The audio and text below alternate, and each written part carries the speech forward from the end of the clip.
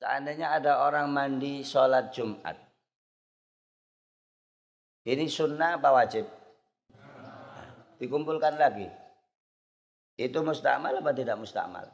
Tidak mustakmal sebetulnya kalau kamu nggak jijik untuk pakai lagi. Understand? Hah? Paham sampai sini? Makanya ini kamu harus konsentrasi di kata-kata ghairu mustakmalin. Air mutlak itu bukan air yang mustakmal. Apa air mustakmal? Apa-apa yang sudah dipakai untuk fardunya tohar.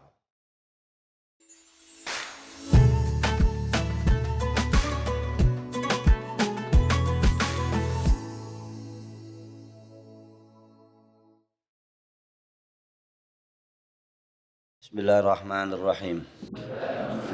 Allahumma salli wa sallim wa barik ala sayyidina Muhammadin al-fatih lima ughliq wal khatim lima sabaq nasiril haqq bil haqqi wal hadi ila siratikal mustaqim wa ala alihi haqqa qadrihi wa miqdaril azim. Subhanaka la ilma lana illa ma 'allamtana innaka anta al-alimul hakim. Rabbi shrah li sadri yassir li amri wahlul 'uqdatan min lisani yafqahu qawli bijahin nabi wal ali was sahbi. Bismillahirrahmanirrahim. Alhamdulillahirabbil alamin. Qala al-musannif rahimahullahu ta'ala wa nafa'ana bihi wa bi ulumihi wa bi asrarihi fid dharain amin.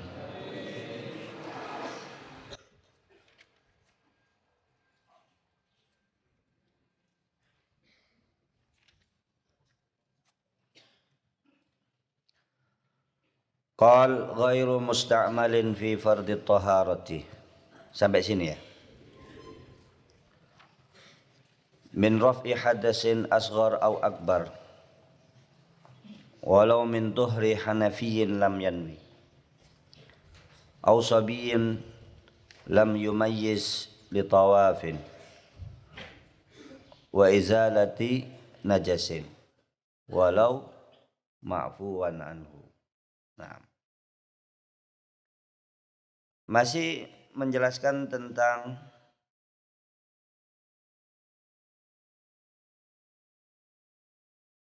air mutlak. Yang kemarin kita terangkan air mutlak. Maka kalau kita baca kitab-kitab yang lain kan secara rinci air itu bisa dibagi menjadi 4. Tahirun mutahhirun fi nafsihi ghairu makruh isti'maluhu. Ada tahirun mutahhirun tapi makruh isti'malu seperti air musammas, air yang terkena efek sinar matahari dengan syarat-syaratnya. Kemudian air mustakmal. Kemudian ada air najis. Nah, air yang dikatakan mutlak tadi itu belum pernah dipakai sebelumnya untuk fardhu thaharah. Maka ini bisa dijadikan definisi dari air mustakmal. Kalau kita ditanya apa definisi dari air mustakmal? Kan sering gitu, itu mustakmal gitu. Jawaban yang paling gampang mastukmila fi fardhu thaharah. Air mustakmal itu adalah air yang dipakai untuk toharo yang fardu. Berarti bagaimana Ustaz? Bagaimana rinciannya kalau begitu? Karena ada juga toharo yang sunnah. Saya contohkan kemarin. Mana ada ini papannya? Ini ada 2 tong. Ada 2 tong. Kenapa papannya dipindah-pindah? Aina al-papan. Aina sapuro. Oke. Contoh gini ya, supaya kamu paham. Mastumil fi fardhi thahar itu seperti apa? Ini saya wudhu. Wudhu sunnahnya berapa kali? Basuhan? 3 kali. Tidak ada 2 tong. Ada 2. Ada 2 tong. Ono tong A, ono tong B. Saya wudhu. Basuhan pertama ini untuk wajah ini fardu apa sunnah? Fardu. Saya basuh wajah saya. Set. Sisanya saya taruh di tong A. Bekas buat membasuh wajah saya taruh di tong. Begitu juga ketika membasuh tangan. Basuhan pertama saya taruh di tong. Sedangkan di tong yang B ini basuhan kedua dan yang ketiga. Basuh muka berapa kali? 3 kali kan sunnahnya kan? Yang pertama tak taruh sini, yang kedua dan ketiga tak taruh sini. Dua-duanya pernah dipakai, tetapi yang ini fardhu thahar. Dipakai untuk apa? Fardhu thahar. Yang ini dipakai sunnah. Yang mana yang mustakmal? Yang ada. Maka seandainya kamu pakai yang B, tidak masalah, karena bukan makanya definisi di sini definisinya air mustakmal apa? Definisi air mustakmal mastu'mila fi fardhi thahara. Apa-apa yang sudah dipakai untuk fardunya thahar. Sampai di sini jelas apa cek bingung? Paham? Berarti kalau toharonya itu toharo sunnah, bekas yang dipakai itu dia dikatakan air mustakmal apa tidak? Tidak. Paham, Fi? Paham? Seandainya nih, nanti ada khilaf juga, tapi kita ikutin aja. Seandainya ada orang mandi sholat Jumat, ini sunnah apa wajib? Dikumpulkan lagi. Itu mustakmal apa tidak mustakmal? Tidak mustakmal sebetulnya kalau kamu nggak jijik untuk pakai lagi. Understand? Hah? Paham sampai sini? Makanya ini kamu harus konsentrasi di kata-kata ghairu mustakmalin. Air mutlak itu bukan air yang mustakmal. Apa air mustakmal? Apa-apa yang sudah dipakai untuk fardunya thahar. Wadah? Jelas? Ada pertanyaan sampai sini? Sebelum kita melangkah lebih jauh. Min raf'i hadasin, baik itu dipakai untuk mengangkat hadas, untuk wudu. Hadasin asghar, hadas kecil ya. Au akbar ataupun hadas akbar. Hadas akbar juga begitu. Wajibnya mandi itu kan 1 niat, 2 kewajiban mandi besar itu. 1 niat, yang kedua mengumumkan, meratakan seluruh air ke dalam tubuh. Cuma basuhan yang pertama aja. Seandainya tidak ada najis, kemudian basuhan yang kedua ketika yang sunnah, misalnya dikumpulkan di tempat yang lain, juga tidak dinamakan mustakmal. Pokoknya sing mustakmal itu gampangnya ngomong sing digawe fardu thahar, yang wajib.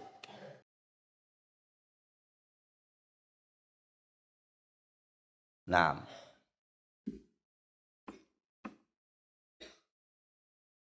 kita baca sarannya supaya jelas ya.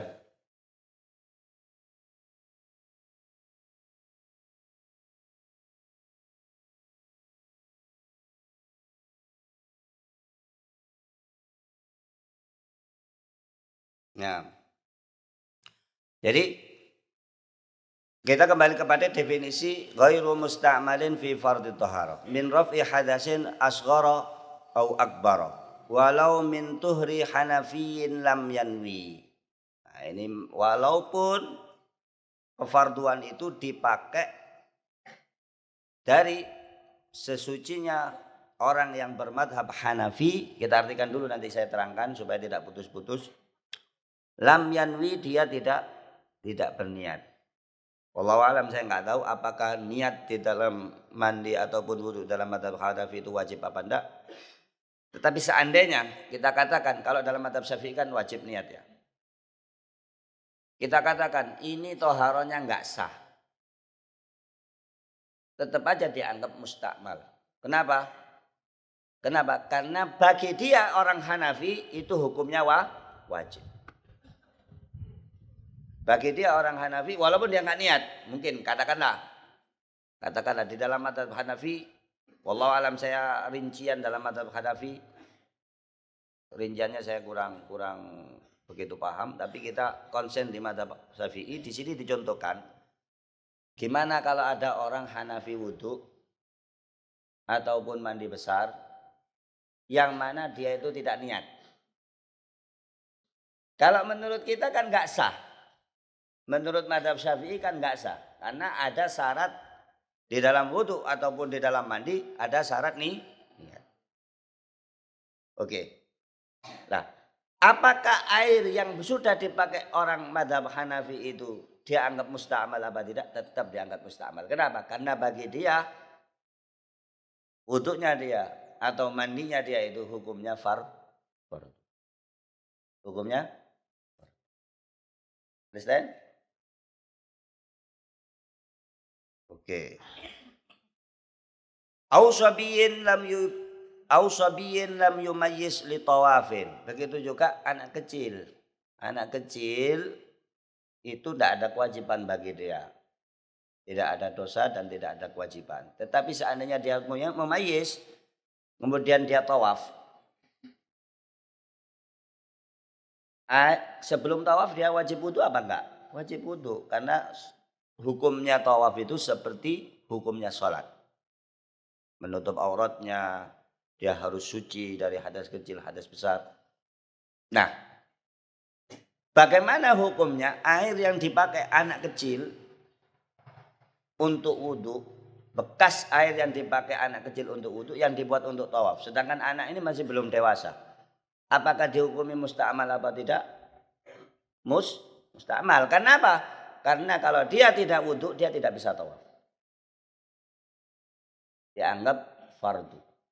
Dianggap di situ fardu walaupun nanti dia belum dapat pahala. Yang dapat pahala orang tuanya. Understand? Makanya ada bahasa yang lebih detail lagi, itu mala budda minhu. Air yang dipakai sesuatu yang harus dilakukan dengan itu. Tapi simpelnya pokoknya ini yang dipakai sesuatu yang fardu, maka bekas itu dinamakan apa? Air musta'mal. Toharo yang dipakai untuk toharo yang fardu, yang harus tidak bisa tidak, maka itu dihukumi air musta'mal. Walaupun menurut kita, orang Hanafi itu wudunya nggak sah karena dia nggak niat. Tetapi bagi dia itu fardu. Understand? Anak kecil sudah tamyiz tapi belum balik. Akhirnya ikut umroh bapaknya. Atau ikut umroh atau haji lah, katakan haji. Untuk tawaf. Karena syarat tawaf kita ketahui bersama, syaratnya tawaf sama seperti syaratnya sholat. Apa? Harus tohar. Kemudian dia wudhu. Apa bekasnya ini dikatakan sunnah? Enggak. Dia dianggap fardu. Kenapa dianggap fardu? Karena dia tidak bisa tawaf kalau enggak wudhu. Understand? Wa izalati najas. Begitu juga untuk menghilangkan najis yang fardu. Walau ma'fuwan anhu, walaupun najisnya itu ma'fu anhu. Nah, ini perlu penjelasan. Ada najis itu yang ma'fu anhu. Ya dianggap hukumnya najis, tetapi dimaafkan. Beda ya. Ada yang dihukumi suci, ada yang dihukumi najis, ada yang di tengah-tengah. Dia dihukumi najis tapi maafu. Contoh misalnya, contoh yang sering kita lihat itu misalnya kamu punya jerawat. Kamu punya jerawat di mukamu. Atau kamu udunan, apa udunan bahasa Indonesia ya? Bisul. Ya, bisulnya kamu atau kamu pencet atau meletus. Kemudian sudah kamu bersihkan tapi masih ada sisa darah di sini. Kamu buat sholat. Sah atau tidak sah? Sah. Kalau sedikit. ya tetap darah yang sedikit yang menempel di jerawat atau di bisul kamu itu dianggap najis tetapi dimaafkan. Ya, dianggap najis tapi dimaafkan. Nah, ini juga sama ini.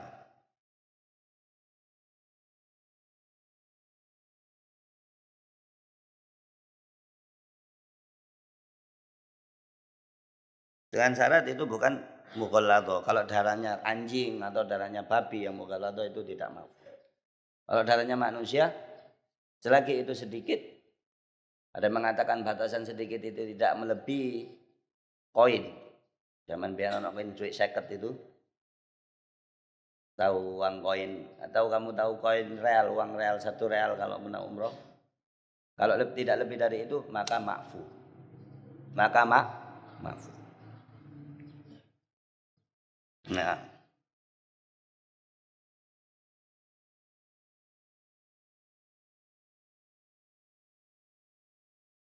nah, semoga-moga paham. Jadi kita dapat ilmu sore ini definisi dari air mustakmal. Air mustakmal adalah air apa? Mastu'mila fi fardit toharoti. Apa saja yang dipakai untuk fardunya tohar.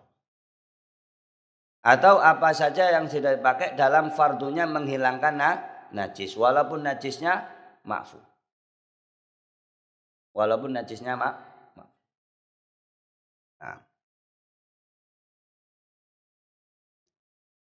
Qalilan.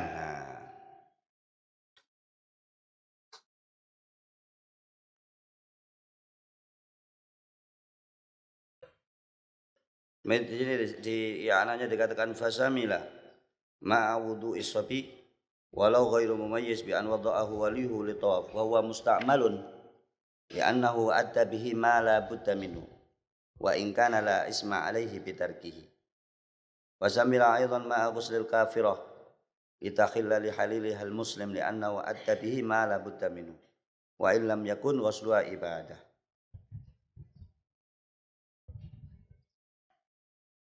Jadi min raf'in hadasin au izalat najas, yang penting raf'i hadas sama izalatun najas itu hukumnya fardu.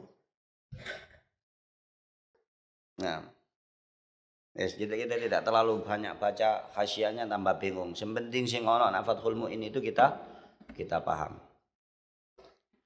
Jadi apa itu air mustakmal? Air mustakmal adalah sesuatu yang sudah dipakai untuk fardunya tohar. Selesai. Berarti kesimpulannya kalau tidak dipakai untuk fardu sunnahnya toharo mustakmal apa tidak? Tidak. Oke. Qalilan. Nah, kemudian ada takkid lagi, ada tambahan. Air mustakmal itu sedikit. Sedikit di sini, sedikit dari bab air yang dimaksud sedikit adalah tidak sampai 2 kula. Gak sampai 217 liter. Tidak sampai kulaten. Ai hala kaunil mustakmali qalilan, yaitu dalam keadaan adanya air mustakmal yang dipakai untuk toharo itu tadi qalilan sedikit. Sedikit artinya apa? Tidak sampai 2 kula. Tidak sampai 2 kula berapa? Tidak sampai 200, ya sekitar 200 takribi itu ya. Kisah kira-kira sekitar 214 sampai 217 liter. Atau kalau Imam Nawawi misalnya ngukur itu, kalau kemarin saya terangkan sekitar 60 cm kalau bentuknya seperti kubus. Kalau dibuat bak mandi itu 60 cm kalau dalam keadaan full. 59 cm atau 60 cm kubik. Apa? Kubik. Nek persegi kan ana tulisannya lorong ini kan. Nek kubik itu apa? Telu. Ya, kubik. Panjang kali lebar kali tinggi. Itu 60 atau 59 kali 59 kali 59. Sekitar segitu. Jadi kalau kamu bikin jedingan sing gede. Kalau enggak gede enggak sampai 2 kula. Nah, sehingga nanti ada kemungkinan kalau kamu mencelupkan beda niat ikhtiraf, nanti airnya jadi mustakmal. Aiduna kullaten, yang dimaksud sedikit di sini adalah tidak sampai 2 gula. Fa in jumi'al musta'malu fa balagha kullataini fa mutahhirun.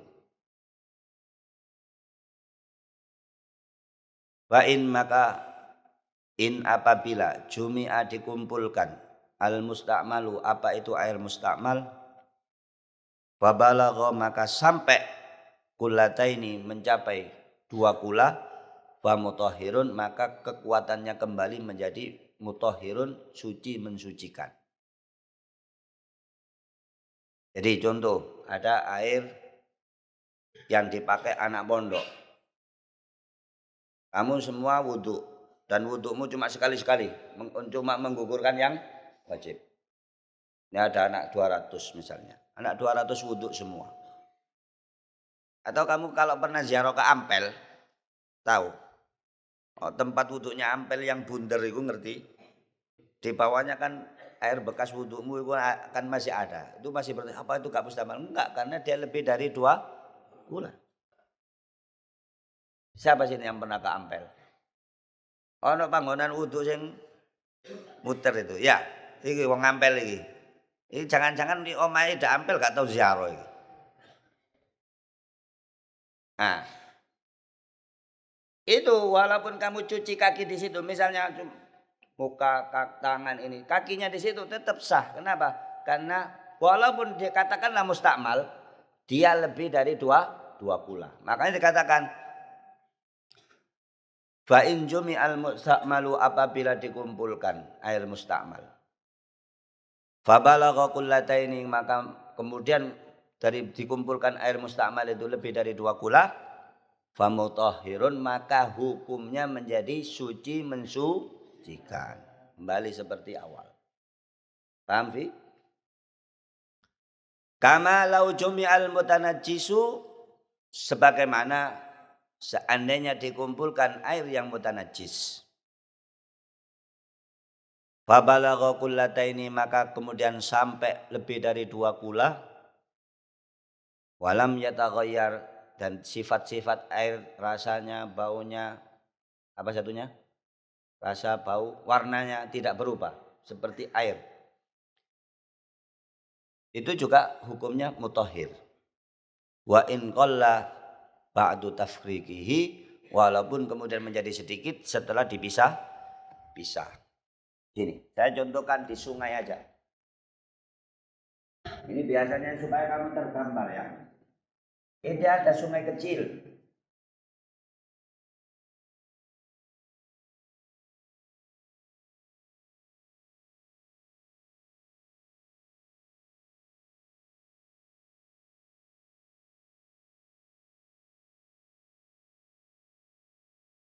Siapa sih pintar gambar sungai?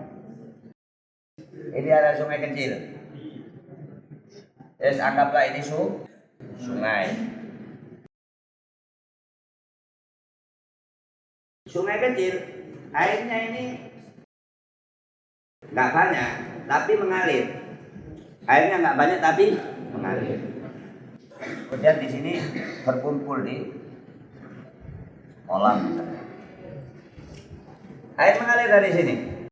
Tidak ada apa-apa. Hukumnya suci mensucikan. Karena airnya asli, bisa dari pegunungan. Di tengah-tengah di sini ada orang beol, orang telai. Di sini dia masih hukumnya karena dia sedikit dan melewati apa itu bahasa yang sopan apa? Kotoran. Di sini dia mulai najis karena kena kotoran sampai di sini ngumpul banyak air. Di sini 10.000 liter. Maka di sini suci lagi. Dengan syarat warna, rasa dan baunya tidak berubah. Terbayang? Ini najis, apalagi kalau hanya mustaq. Najis saja bisa jadi suci lagi. Gus, setelah berkumpul jadi satu, dipisah-pisah lagi jadi dikit-dikit tetap jadi suci. Karena setelah dia dikumpulkan menjadi suci, kemudian dibagi-bagi lagi. Misalnya terus dibagi lagi di sini, kalian jadi kecil lagi, tetap suci. Understand? Kalau ada yang kita gambar misalnya ya sungainya kecil, terus besar, terus kecil, terus besar misalnya. Mohon maaf, kotorannya ada di sini. Di sini dia suci. Ini kalau airnya dikit, kalau airnya besar lebih dari 2 kula ya hatta etik beol di situ semua ya tetap. Selagi sifat-sifatnya tidak nah, dia di sini najis. Di sini kalau lebih dari 2 kula suci lagi. Nah, di sini ada telek lagi. Maka di sini najis lagi. Di sini ngumpul lagi lebih dari 2 kula suci lagi. Kemudian di sini kamu ambil dibawa ke tong atau kamu masukin wadah-wadah aqua, tetap suci. Tetap. Makanya dengan wa in qalla ba'du tafriqi. Atau wa in qalla ba'da tafriqi, walaupun menjadi sedikit setelah dipisah, tidak ada masalah. Yang penting dia sudah pernah berkumpul lebih dari 2 kula dan sifat-sifatnya yang 3 itu warna, bau dan rasanya tidak. Nek kalau airnya banyak tapi berubah ambune ambu telek ya aja sih. Makanya wa ilam yataghayyar ya. Ada syarat kalau untuk najisnya apa? Lam yataghayyar. Paham? Mana yang tidak paham sampai di sini?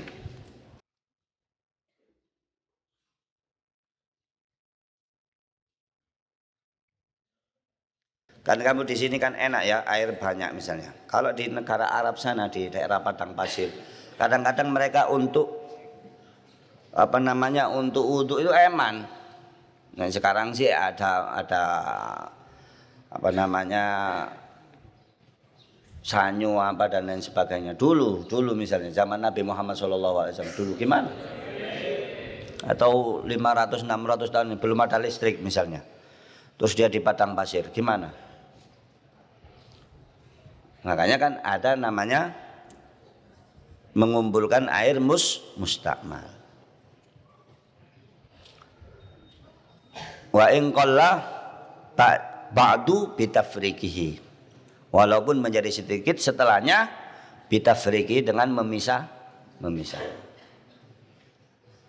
Pokoknya yang dimaksud sedikit di sini kurang dari 2 kula. Yang dimaksud banyak di sini lebih dari 2 kula. Makanya nanti ada namanya niyatul ightiraf. Ini mimbabil faedah, ada namanya niyatul ightiraf. Apa niyatul ightiraf itu? Niyatul ightiraf adalah meniatkan tangan kita ini sebagai canting, sebagai gayung. Itu kapan? Kalau kita itu mau wudu atau mau mandi di air yang tidak sampai 2 kola. Supaya air yang dipakai setelahnya tidak menjadi mustam.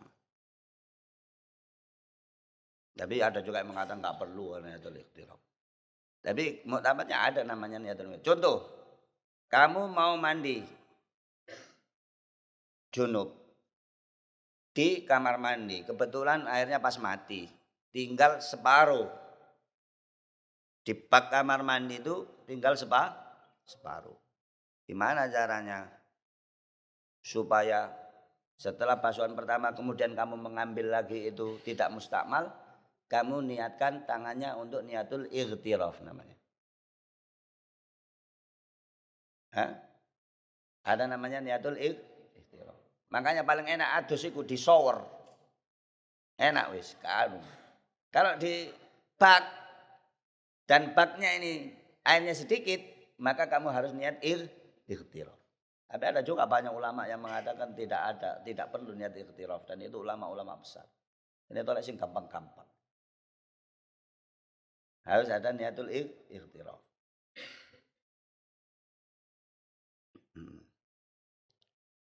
Faulima. Kalau tidak ada pertanyaan kita lanjut. Ada pertanyaan? Fadil, visual. Mafhum? Mafhum ya ibad. Aina nabhan. Mafhum? Paham? Kok paham tak tes nanti. Nah ini ada pertanyaan.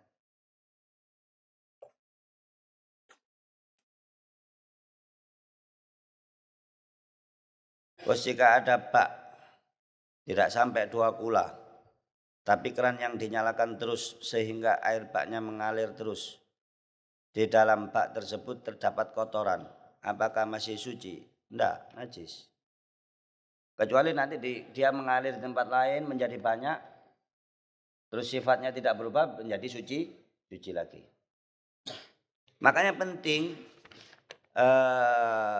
pentingnya apa? Pentingnya membuat, kalau kita membuat bak, karena saya suka kesulitan membuat beli bak itu yang paling besar segitu. Nah, kalau bikin bak sendiri mesti bocor, ruwet. Makanya beli apa jenenge iku tong sing gede. Beli tong yang paling besar supaya jadi tetap najis ini.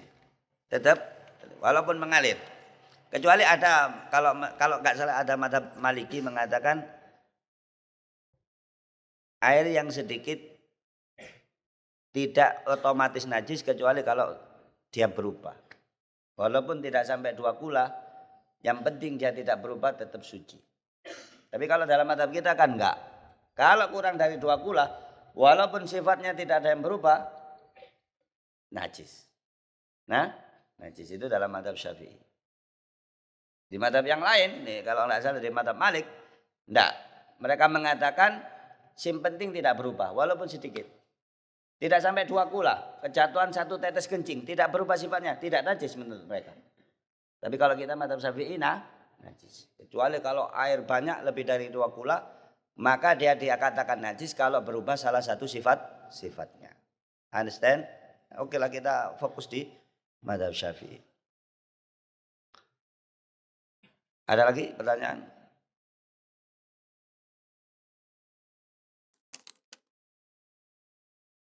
Lalu apakah kita boleh merasakan air yang najis?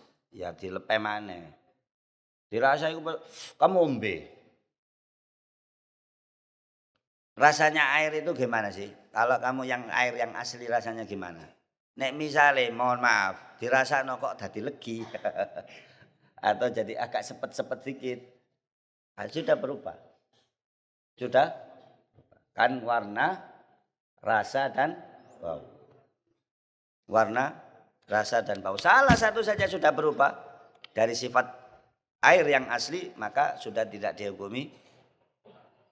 Makanya nanti akan begini. Kadang-kadang air berubah itu karena najis, kadang-kadang tidak karena najis. Contohnya air kemasukan bedak atau air kemasukan kuahnya soto. Dia dihukumi tohir tetapi tidak mutohir. Dihukumi suci tetapi tidak mensucikan. Sabun misalnya. Ada kamar mandi, ada bak kamar mandi.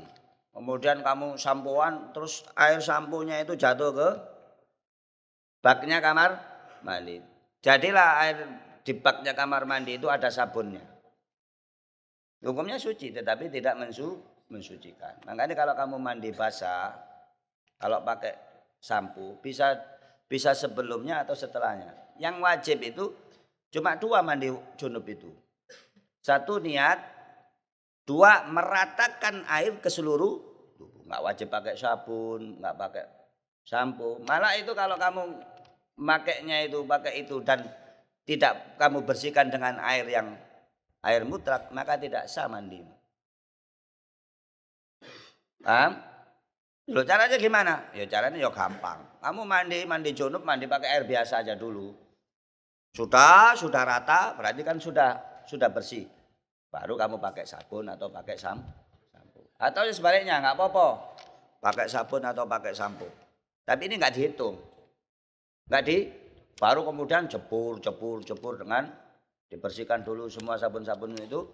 Baru kemudian pakai air mutlak. Itu juga boleh. Understand?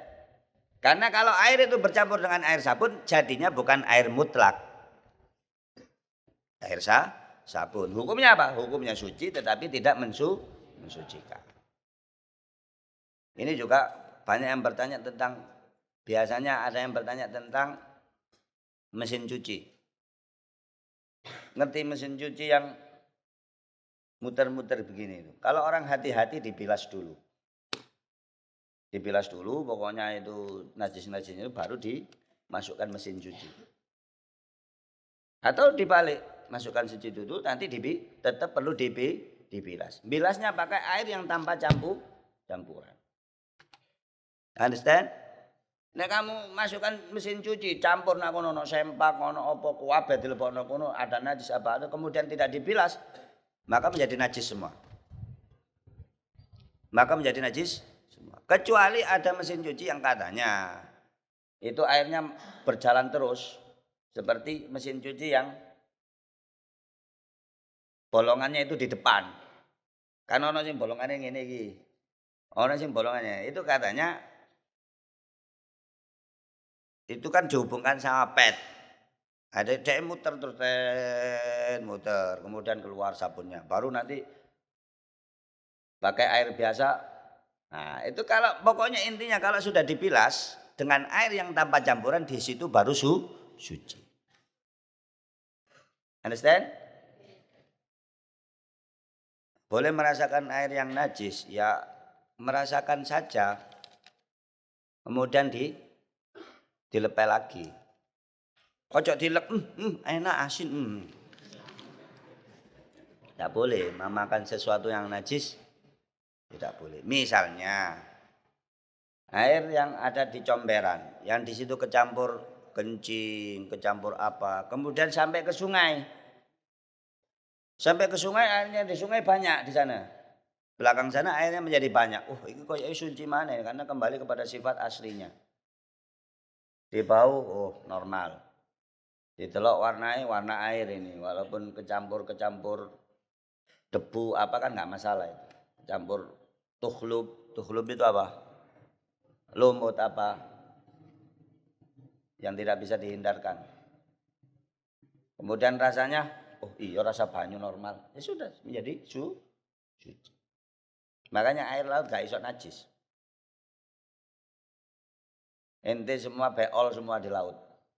Bisa merubah rasa, bau, dan anunya air laut? Enggak.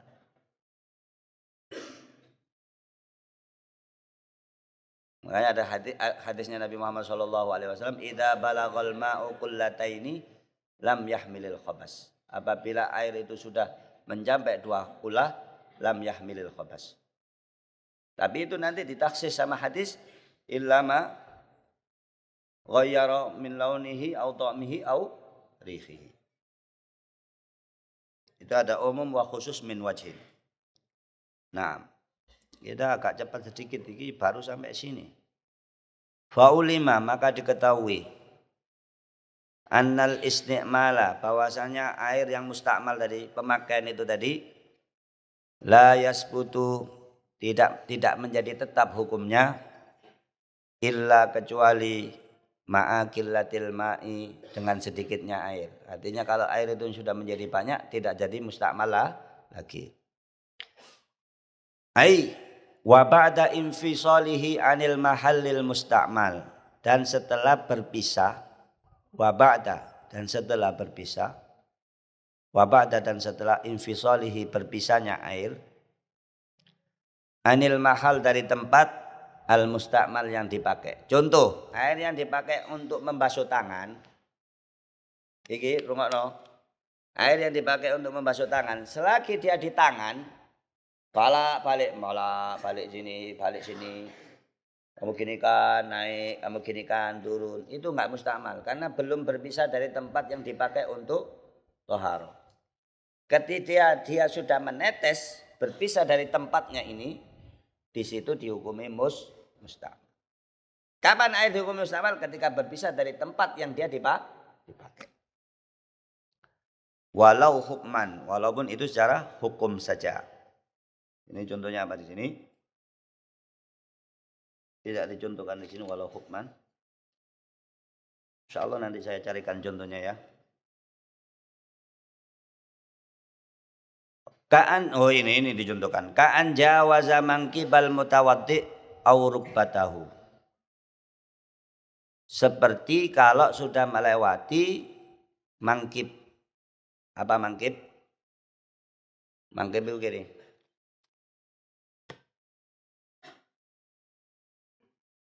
Iki apa jenenge iki bahasae? Pundak.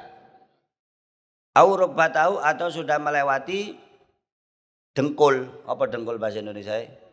Lututnya. Wa in ada lima halihi, walaupun kemudian kembali ke tempatnya lagi. Jadi ketika kita basuh tangan, misalnya basuh tangan, kemudian dia lewat, ngalir terus ke sini sampai ke pundak. Ini kan sudah dihukumi mustakmal karena sudah berpisah. Karena kalau kita wudhu yang wajib dibasuh mana? Dari sini sampai ke siku. Ada wis lewat. Kemudian dia balik. Tetap dihukumi mustakmal. Tapi mustakmal ini dianggap suci.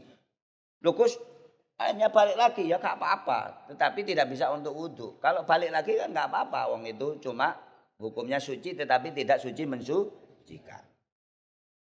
Saya kecipratan air mustakmal ya gak apa-apa kecipratan.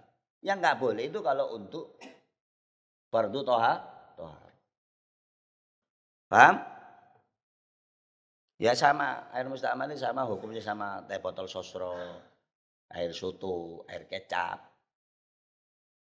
Kamu wudhu terus kecipratan air soto, ya jangan takut. Cuma air soto tidak bisa untuk wudhu. Biasanya wong was-was. Jangan itu mustakmal. Apa mustakmal? Mustakmal suci. Mustakmal itu suci, tetapi tidak mensucikan. Wa in ada lima halihi, walaupun kembali ke tempatnya yang semula. Awinta qala min yadin li ukhra, atau berpindah dari tangan yang satu ke tangan yang lain. Yang awalnya dari tangan kanan berpindah ke tangan kiri atau sebaliknya. Itu secara hukum sudah dianggap mustakmal. Wallahu a'lam.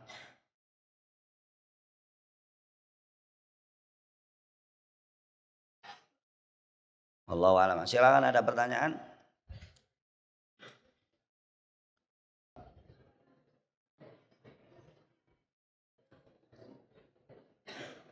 Bagaimana hukumnya air yang kurang dari 2 kula yang mustakmal diolah kembali seperti direbus dan kemudian embunnya dikumpulkan?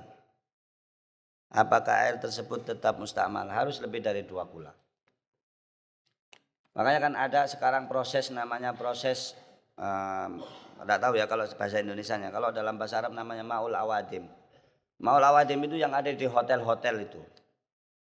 Jadi hotel itu punya penampungan besar, terus ada tempat mengolah air. Jadi air yang sudah dibuat mandi dimasukkan situ lagi, diolah jadi air murni lagi. Itu tidak ada masalah. Tapi syaratnya harus lebih dari 2 kula. Karena kenapa harus 2 kula? Karena ada hadis itu tadi.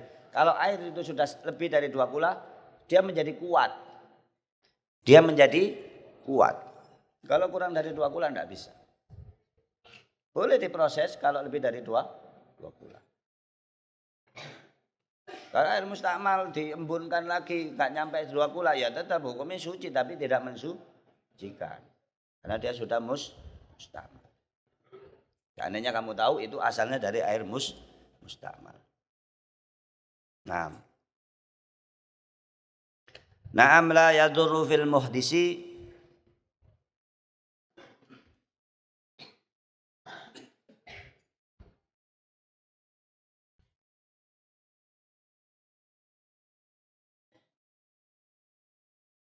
Naam, oke, la yadurru, tidak membahayakan, tidak dianggap bahaya ya. Fil muhdisi, di dalam orang yang punya hadas, infisalul ma, berpisahnya air, minal kaf, dari telapak tangan ila sa'id ke, iki apa jeneng iki? Lengan.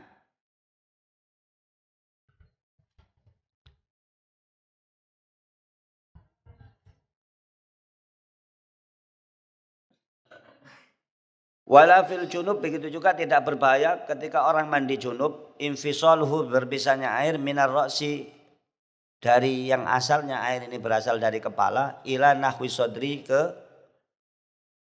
dada. Mimma yaghlubu fihi taqaduf, yang biasanya terjadi taqaduf. Taqaduf itu saling muncrat. Jadi kalau orang mandi, misalnya kita membasuh, misalnya tadi contohkan apa, membasuh kepala, mesti ono puncratane ke dada, tidak ada masalah. Karena biasa kalau orang mandi mesti ya apa carane? Oh, jangan sampai muncrat, yang sisa-sisa sulit. Ini dikatakan oleh para fuqaha. Yang seperti itu kalau biasa kita mandi, kalau yang disiram kepala itu biasa ada percikan-percikan yang turun ke dada, yang katakan tadi kalau sudah berpisahkan menjadi mustakmal, itu tidak berbahaya. Itu tidak berbahaya karena sulit dihindari. Juga kalau wudhu misalnya, wudhu dari sini pindah ke sini, Misalnya begini dipakai tuh. Dia sudah dipakai di sini pindah ke sini. Itu sulit. Kalau biasanya memang terjadi apa itu namanya taqaduf. Bahasa Indonesia sing enak apa? Saling memuncratkan. Qadaf. Apa? Bahasa Indonesia sing enak? Hah? Menyiprat. Iya, menyiprat. Ya, biasanya itu saling menyiprat. Kalau di bahasa sini nyiprat nak kono. Nah, itu enggak ada masalah. Jangan jadi orang yang mari belajar fikih tambah was-was. Lah. Hidayah mustakmal dalam madzhab Malik enggak ada. Kalau kamu yang yang was-was itu perlu kadang-kadang ikut madzhab Malik. Musta'aska.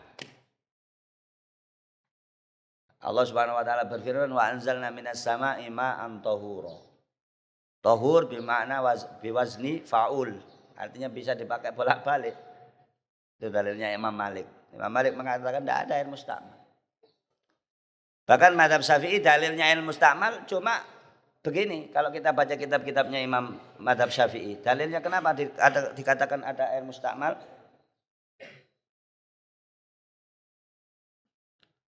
Karena Nabi Muhammad SAW dan para sahabatnya, walaupun air pada zamannya itu sulit, tidak pernah dinukil Nabi memakai satu air yang sama untuk 2 kali toharoh.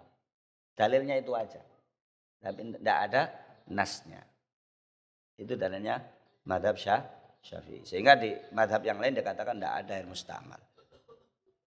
Tidak ada air mustakmal. Tapi kita kita ikut madhab Syafi'i supaya kita lebih hati-hati. Tetapi berhati-hatinya jangan menjadikan kita menjadi was-was. Mustakmal itu. Apa itu? Orang kalau ahli fikih itu malah yakin. Kopiamu lugur nak jeding. Najis gak ya?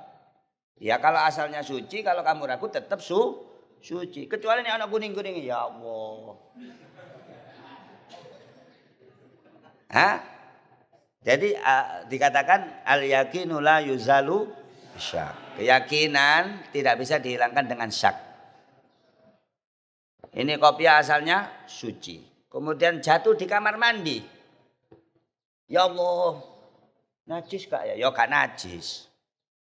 Karena sucinya pasti, najisnya masih kemungkinan. Dikatakan tidak bisa kecuali kalau yakin. Yakin harus dihilangkan ya, yakin. Tes lugur kuning, ya Allah. Nah, di situ baru najis. Understand? Ada orang sholat. Najis gak ya? Nah, pokoknya ngono gak ketok telek ya wis salat to wis. Berarti suci, awalnya suci. Sampai kita yakin itu tempat menjadi najis. Understand? Subhanakallahumma wa bihamdika asyhadu an la ilaha illa anta astaghfiruka wa atubu ilaik. Ana rabbika rabbil izzati amma yasifun wa salamun alal mursalin. Alhamdulillahirabbil alamin. Allahumma shalli ala Muhammad.